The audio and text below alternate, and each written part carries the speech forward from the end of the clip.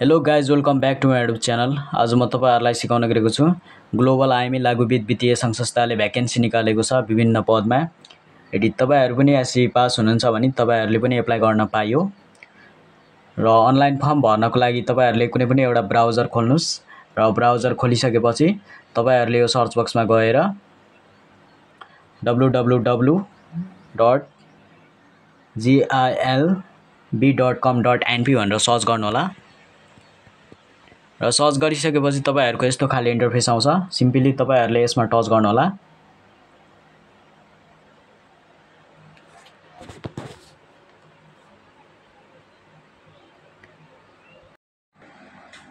त्यसपछि तपाईहरुको यस्तो खाले इन्टरफेस आउँछ। तपाईहरुले यहाँ देख्न सक्नुहुन्छ। सो स्क्रोल डाउन गर्नु होला र सिम्पली तपाईहरुले डेस्कटप मोड चाहिँ अन गर्नु होला। अन गरिसकेपछि तपाईहरुको यस्तै खाले स्क्रिन आउँछ मोबाइलमा। सिम्पली तपाईहरुले यो तीनटा डटमा टच गर्नुस्। यसमा टच गरिसकेपछि यहाँ देख्न सक्नुहुन्छ क्यारियर, यसमा टच गर्नु होला।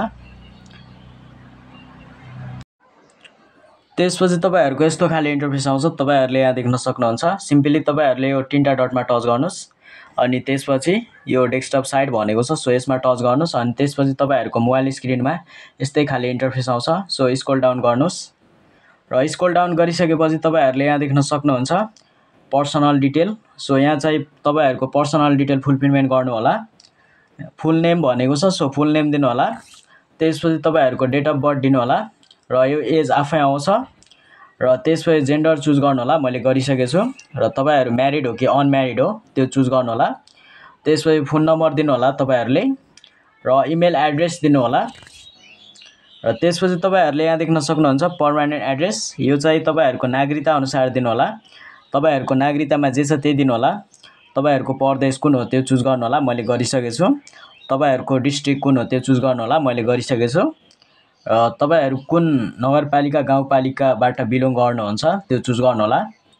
र वाडा नम्बर कति हो तपाईहरुको गाउँ टोलको त्यो दिनु होला वाडाको र टोलको नाम दिनु होला।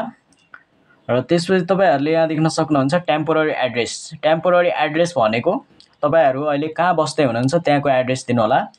र तपाईहरुले यहाँ देख्न सक्नुहुन्छ सेम एज पर्मानेन्ट एड्रेस गर्यो भने यो एड्रेस आउँछ, नागरिकताको एड्रेस आउँछ। यो पनि गर्न सक्नुहुन्छ तपाईहरुले। र यदि तपाईहरु डिफ्रेन्ट ठाउँमा हुनुहुन्छ भने डिफ्रेन्ट एड्रेस दिँदा नै हुन्छ। तपाईहरुको प्रदेश कुन हो त्यो चुज गर्नु होला। डिस्ट्रिक्ट कुन हो त्यो चुज गर्नु होला। मैले गरिसकेको छु। तपाईहरु अहिले कुन नगरपालिका गाउँपालिकामा हुनुहुन्छ त्यो चुज गर्नु होला। वार्ड नम्बर कति हो त्यो दिनु होला र टोलको नाम दिनु होला। र त्यसपछि तपाईहरुले यहाँ देख्न सक्नुहुन्छ एप्लाई डिपार्टमेन्ट एन्ड पोस्ट भनेको छ। सो मैले चाहिँ ट्रेनिङ डिपार्टमेन्ट चुज गरेको छु। तपाईहरुले कुन डिपार्टमेन्टबाट बिलोङ गर्नुहुन्छ त्यो डिपार्टमेन्ट चुज गर्नु होला। र त्यसपछि तपाईहरुले यहाँ देख्न सक्नुहुन्छ यहाँ चाहिँ मैले ट्रेनिङ एसिस्टेन्ट यसको लागि तपाईहरुले एसएलसी पास भए पुग्छ, अरु केही पनि चाहिदैन। र एक्सपेक्टेड स्यालेरी भनेको छ इच्छा अनुसार राख्नु होला। र त्यसपछि तपाईहरुले यहाँ देख्न सक्नुहुन्छ year academic degree and qualification भनेको छ। सो पहिला एसएलसी को राख्नु होला अनि त्यसपछि +2 को राख्नु होला अनि त्यसपछि ब्याचलर को राख्नु होला। यहाँ राख्नु होला। तपाईहरुले यसरी नै तपाईहरुको पद अनुसार तपाईहरुको पदमा के मागेको छ त्यो सर्टिफिकेट राख्न सक्नुहुन्छ। र मैले चाहिँ ट्रेनिङ एसिस्टेन्टको लागि तपाईहरुले एसएलसी पास भए पुग्छ, अरु केही पनि चाहिदैन।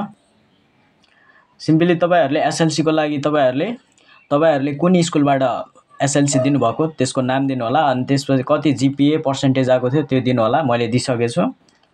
र त्यसपछि तपाईहरुले यहाँ देख्न सक्नुहुन्छ वर्क एक्सपिरियन्स भनेको छ।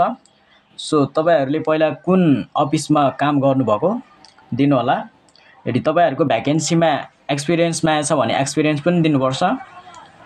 सो मैले चाहिँ एनआईसी एसिया बैंक लिमिटेडमा काम गरेको थिएँ। तपाईहरुले यहाँ देख्न सक्नुहुन्छ। त्यसपछि तपाईहरुले एड्रेस दिनु होला।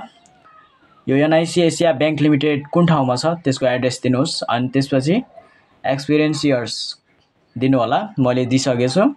फिल्ड केमा रहेर काम गर्नुभएको क्यास एसिस्टेन्ट केमा हो त्यो दिनु होला। र त्यसपछि तपाईहरुले यहाँ देख्न सक्नुहुन्छ यहाँ लाइसेन्स छ भने एस गर्नु होला, छैन भने नो गर्नु होला। भेकल छ भने एस गर्नु होला, छैन भने नो गर्नु होला। सो मैले चाहिँ नो नै गरेको छु।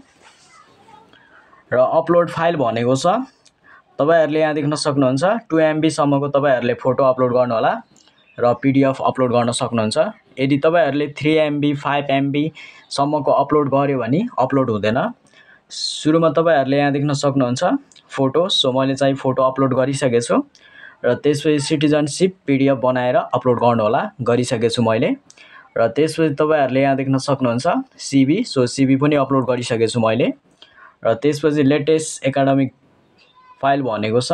सो लेटेस्ट डिग्री दिनु होला PDF बनाएर। तपाईहरुले मार्कसिट, क्यारेक्टर सर्टिफिकेट र केही ट्रेनिङ छ भने ट्रेनिङ पनि एट्याच गरेर PDF अपलोड गर्नु होला। सो मैले चाहिँ गरिसकेको छु।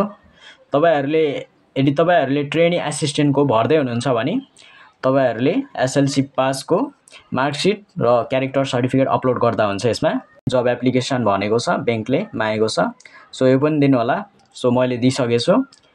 र रिफरेन्स 1 भनेको छ। सो तपाईहरुले चिनेको व्यक्तिको कुनै प्रोफेसनल रिफरेन्स व्यक्तिको नाम दिनु होला यहाँनिर 2 जनाको। सो मैले चाहिँ दिइसकेको छु। तपाईहरुले यहाँ देख्न सक्नुहुन्छ फुल नेम दिनु होला उहाँको। कुन अर्गनाइजेसनमा रहेर काम गर्दै हुनुहुन्छ उहाँ नाम दिनु होला। अनि त्यसपछि पोजिसन दिनु होला उहाँको। अनि कन्ट्याक्ट नम्बर दिनु होला। रिलेसनशिप दिनु होला तपाईहरुले। र तल पनि त्यही दिनु होला। मैले दिइसकेको छु। त्यसपछि तपाईहरुले यो सबमिट फर्ममा टच गर्नु होला। सबमिट फर्म गरिसकेपछि तपाईहरुले यहाँ देख्न सक्नुहुन्छ thank you your application has been submitted successfully भनेको छ। सो यसरी नै एप्लाई गर्नु होला तपाईहरुले पनि। र तपाईहरुलाई मेरो भिडियो मन पर्यो भने लाइक, सब्स्क्राइब, कमेन्ट गरिदिनु होला। सो आजको लागि यति नै भिडियो बनाउँछु। हस् त बाइ।